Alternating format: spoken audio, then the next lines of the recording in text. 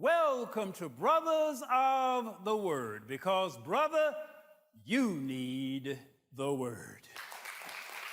And today, I had actually planned on part 2 dealing with what I learned at the biohacking conference. Had that sermon, and God simply says, not today. Today is the sermon I want you to deliver that you were going to deliver next week.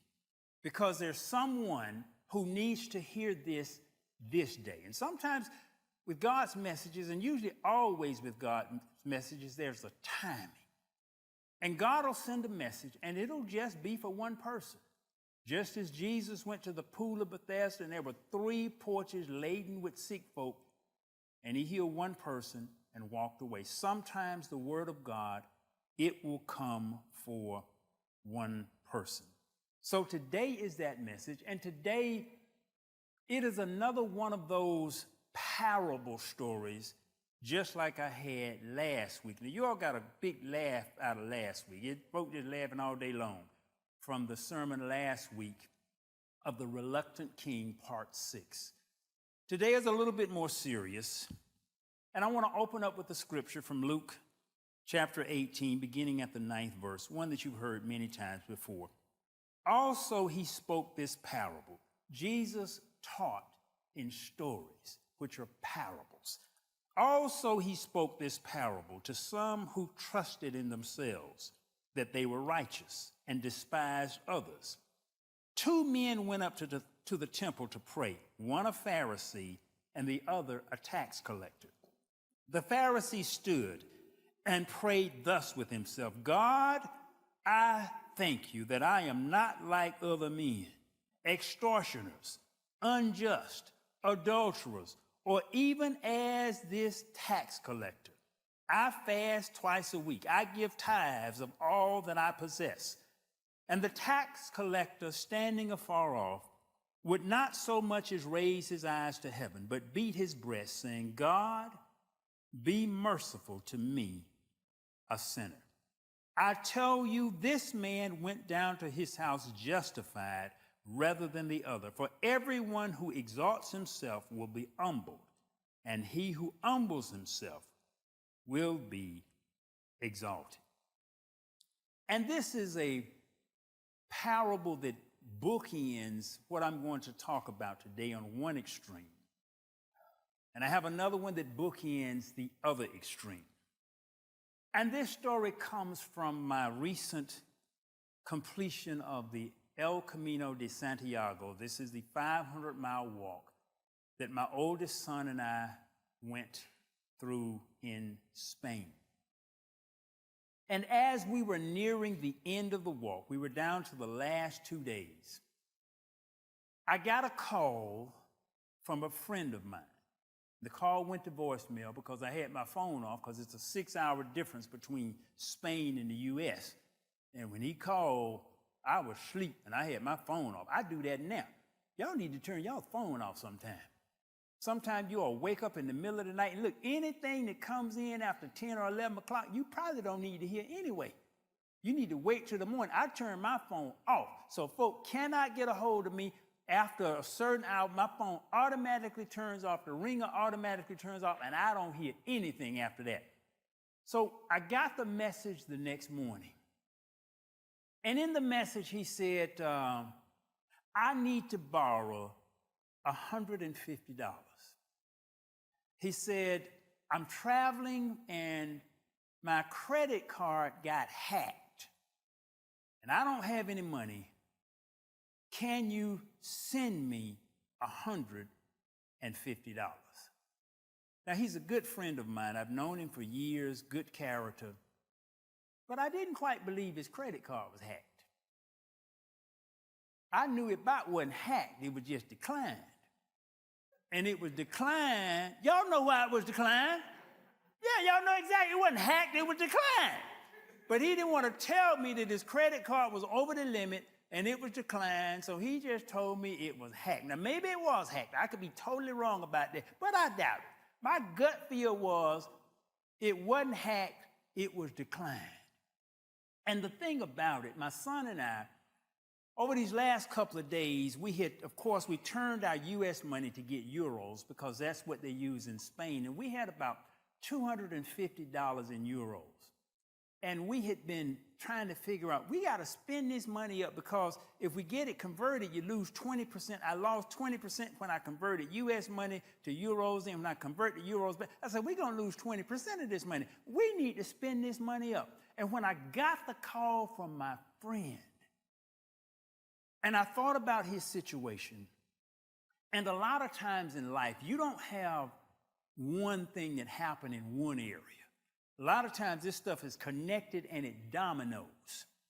So when he told me that he was out of money in another city and needed me to send him some money immediately so he could get back, I had just dealt with him a couple of weeks ago because he had just come out of the hospital.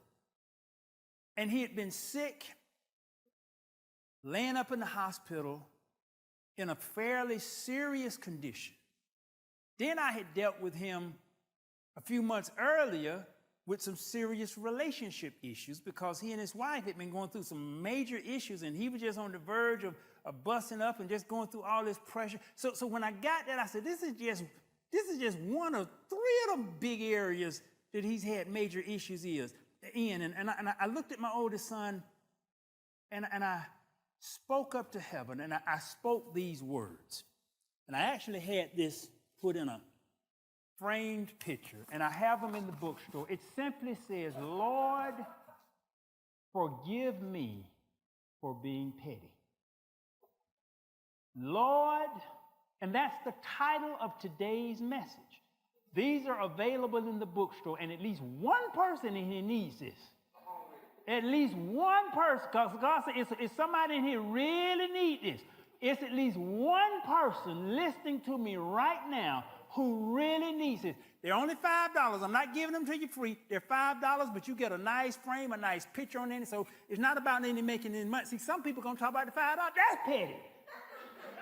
So Lord, I had to honestly and sincerely stop and bow my head and say, Lord, here I am fretting over how we going to spend $250 so I don't lose the 20% conversion cost. Here I am fretting. And here my friend is going through all of this stuff. I said, Lord, forgive me for being petty. And see, sometimes we can look at other people and we may look at their lives, and it may make us feel better because we're not in that condition. That's one bookend. But we have to realize God is the one who has blessed us with so much. The story of the fellow who's about to go out to get hanged, and he was in the cell, and he looked out and saw other, and this has been a classic, which simply says, but for the grace of God, there go I. But for the grace of God, there go you. You are in your position. You're up healthy and strong. You may have money in the bank. Your relationship may still be together. But for the grace of God, there go you. And sometimes you can't stop this stuff. There are some things that just happen. The angels have protected you out of some situations. I have been protected. I should have been dead a long time ago. I have been protected out of situations. I have been blessed and watched over, and God's hand has been on me. But for the grace of God, there go I. Lord, forgive me for being petty. All of this sometimes little stuff that we worry about. See, that's one end where someone else is in a lot worse condition, and you don't even realize the blessing you have. That's why traveling a lot makes you appreciate blessings. It really does. On two different levels. I've traveled in sometimes the poor countries, but what I've noticed is this. In the poorer countries where they don't have the material stuff, as long as they're not hungry, they're a lot happier than we are with all this stuff. That's the other thing it'll show you real clear. And you realize all this stuff ain't worth a quarter in terms of really bringing you joy and happiness. It don't work. It doesn't work. If you don't have Christ in you, it don't work. And you have to travel and see it, and you'll see all these traveling people with all this money and all, and you look at their faces and you can just see the discontentment within their lives, the discouragement in their lives. And sometimes the richer you get, the more petty you become. Because you worried about some server has brought you the wrong fork or spoon to eat your soup with. And you know some folk will really blow off the handle for that. Because they got the wrong fork or the wrong spoon to eat their soup or their steak with, not realizing how many other people don't have a steak or don't have soup or are hungry. And sometimes the more we are granted, sometimes the pettier we become. So on one end, you have like this Pharisee. Pharisee, in a nutshell, was a preacher. So on one end, you got this preacher who looked over at the tax collector and said, Lord, I thank you that I ain't like this man. I ain't doing that. I ain't extorting the folk with those taxes, and I'm tithing off of all. See, and this is one of the things that humans always do. We always tell what we are doing right. What we don't tell is what we're doing wrong. And everybody got that. We don't tell what we're doing wrong. Or we'll tell all day long what we're doing right. What we won't tell is what we are doing wrong. That's what we don't declare to God. Because I can guarantee you that Pharisee had some stuff. And he didn't mention that in his prayer. All he mentioned was the stuff he was doing right. It don't take but one thing doing wrong to mess you up. It don't take but one thing. So here we sometimes look at others. And then there's the other extreme where we compare ourselves with others and we become jealous. That's what got Joseph in the pit. His brothers were jealous of Joseph's coat and Joseph's ability. All kind of reasons they were just jealous. They killed their brother, but it wasn't the first time. The first murder in history were between two brothers, and it was because of jealousy. What difference does it make what someone else has? You can't eat but one meal, wear but one set of clothes, sleep in one bed, and you can't, well, I started saying you can't be with one woman a man, but you can. But that's not, but you can't really, in true joy, you can't enjoy but one thing at a time. But we will look at what other people have, and our whole world of what God has blessed us with becomes tainted because we're looking at what someone else has, or we're becoming puffed up because we're looking at what someone else doesn't have. Lord, forgive me for being petty. And I've had to learn this lesson over and over and over and over again. Don't become puffed up and don't become jealous. God has given each one of you so much. Hadn't heard a single cough. Hadn't heard a single cough. This church is sitting up on a mountain and we have no handicap access. That means everybody who got in this church walked in here. And you don't realize what a blessing that is until you can't walk.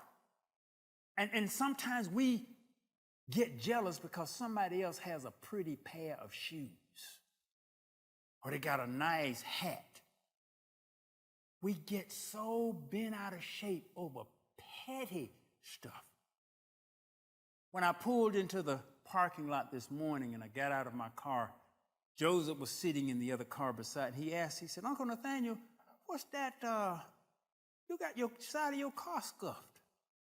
And I had just noticed this morning when I got in my car, there was a black scuff mark on the side of the door. I said, where in the world that come from?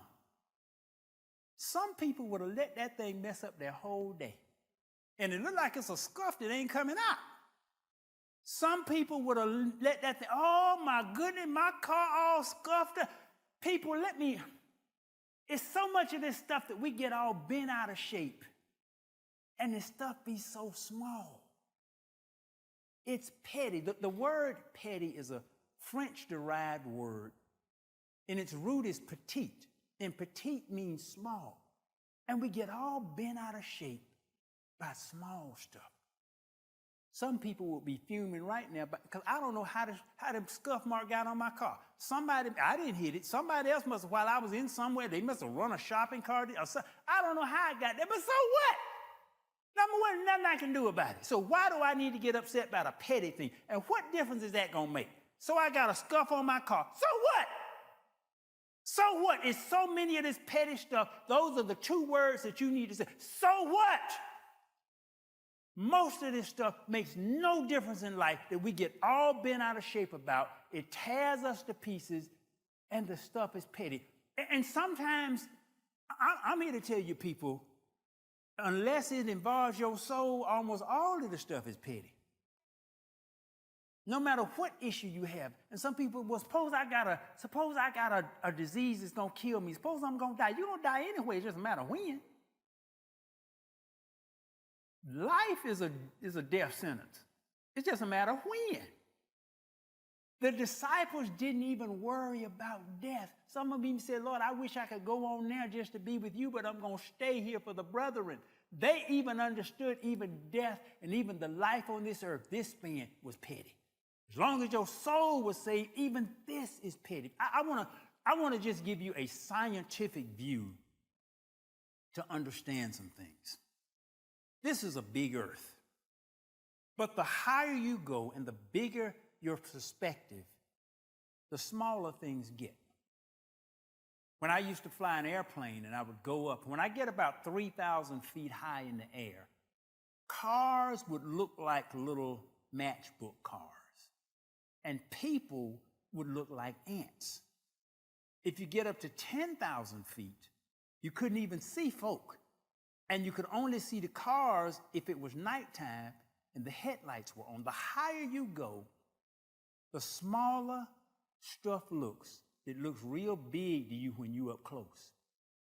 I want you to just let your mind follow me on this exercise. If you could imagine yourself standing on the moon. If you could imagine yourself standing on the moon, the earth would look like a beach ball. And you could put your hand up and cover the earth. And then I want you to imagine, suppose you could just grab the earth and just fling it into the sun. How many earths could you fling into the sun? Do you realize how much bigger the sun is than the earth? If you could stand on the moon, grab the earth, and fling it into the sun, you could fling 1.3 million earths into the sun. That's how much bigger the sun is than the earth. But then if you looked at the sun, and if you looked at the sun, and if you wrote on a piece of paper a lowercase I, and just took the dot from that I, that's about the size relative of the sun to the Milky Way galaxy. So even though the sun can hold 1.3 million earths, the sun is just the dot of an eye in the Milky Way galaxy. And then if you went out at night and you held up an ink pen and just the ball of that ink pen, if you put the ball of that ink pen against the darkest part of the sky, and scientists and astronomers have taken the Hubble telescope and they pointed the Hubble telescope in an area of the darkest part of the sky that's relatively about the size of a ball of an ink pen, and they found 3,000 Milky Way galaxies in just that little space. And I want you to understand this. God made all of that. God made the earth, and 1.3 million earths can fit into the sun. And the sun is but a grain of sand to the Milky Way galaxy. And the Milky Way galaxy is but a grain of sand on an endless beach to all of the other galaxies in the earth. And there's 3,000 of them that'll fit in the size of a pinhead. How big is your problem compared to God?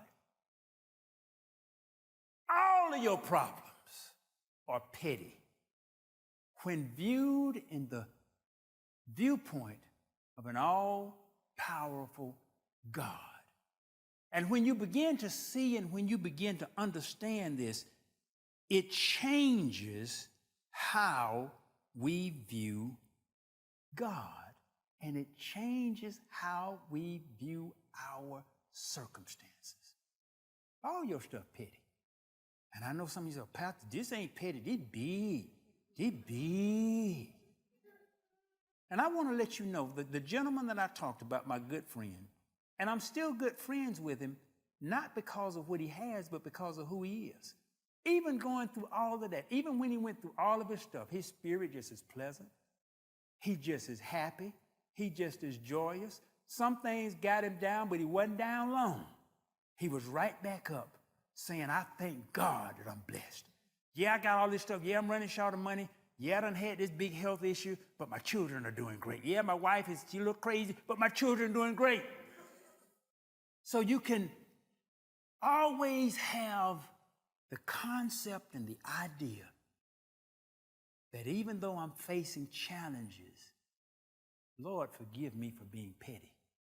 Because you are an all-powerful God who did all of this, who has created stuff my mind cannot even fathom. I don't even have the intellectual capacity to even understand just what you have built in the universe. I can't even comprehend it. That's why when Job was lamenting about all of his problems and all of his stuff, God said, look, man, where were you when I created the Leviathan? Where were you when I took the earth and shaped? Where were you? You don't understand. Yeah, you done gone through all of this stuff, man. This stuff petty. And Job said, man, I done lost all my stuff. Who made the stuff, Job? Yeah, but my body covered with stores. Who made the body, Job? Yeah, but all my friends up there, who made all of this, Job? All your stuff is petty. And Job is the man that we consider has gone through the most. And God just brings him and said, look, you ain't going through nothing. And God was able to restore to Job everything he had lost. He gave him twice as long to live. He gave him twice the possessions.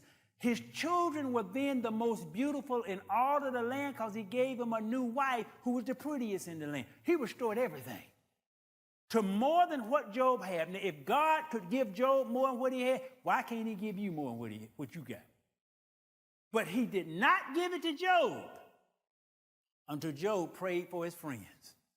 Till he got his mind off his own petty problems. Even though his problems would not be petty looking to any of us, Job had to have a new mindset. God did not restore him until he prayed for his friends. Lord, forgive me for being petty. Forgive me for fussing about it and lamenting about it and talking about, oh me, oh God, Lord, I'm just such a bad shape. Why me, Lord? Why not you? And when you understand, when you really understand God, and when you really understand the loving Father, he has to put you through some things to just strengthen you. If you think about what are the three things you're most proud of, I just want you to take 5 seconds. Just think, what are the three things you're most proud of? When you think of those three things, I can guarantee you those three things cause you some sweat and some problems and some struggle. If you had no struggle, you would never develop your spirit. So you have to look at this. This is petty. You're just in class. And God is trying to teach us how to overcome, how to build our spirits, how to get out of the material things of the world, how to look at things from his perspective. That all of this stuff on the earth, all of this material stuff, all of our seeming problems are just small to a big God. Parents, when you have kids and you know what they're talking about with their project, you look at it, they ain't nothing. That ain't nothing. It's nothing because you have a different viewpoint than the child. That's why God always called the folks the children of Israel. It's nothing to you as the parent, but it's big to the child. Lord, forgive me for being petty. For the one person who I know God at least sent this message for today, you need to go to the resource center. You need to spend that $5 and you need to buy this, and you need to put it up where you can see it every day. I'm going to put it on my desk. I need to remind myself of this every single day. Lord, forgive me when I go to complaining or fussing or become unappreciative about something God has granted me because it's not perfect. Lord, forgive me for being petty. I thank you today for joining us here at Brothers of the Word. So many of us deal with so many of the petty things of life that are really small in God's eyes. And once we begin to have a Christ view, they'll even become small in our eyes. Thank you for joining us today at Brothers of the Word, because, brother, you need the Word. From Brothers of